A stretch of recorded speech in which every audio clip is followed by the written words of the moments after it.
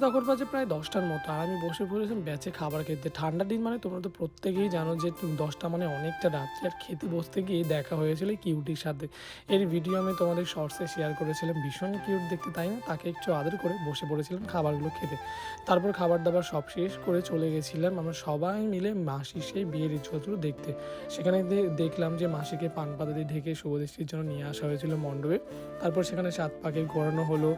তারপর সেই জামাই বরণ করা হচ্ছিল। হ্যাঁ, এই নিয়মটি কিন্তু আমাদের মধ্যে নেই। এই নিয়মটি কার, কার আছে অবশ্যই তোমরা কমেন্ট সেকশনে জানিও কিন্তু। তারপর সেখানে মালা বদল হলো।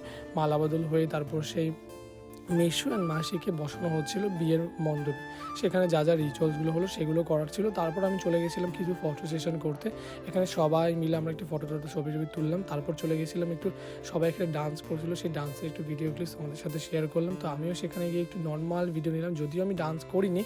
তো এই ছিল আজকের মিনি ব্লগ। কেমন লাগলো অবশ্যই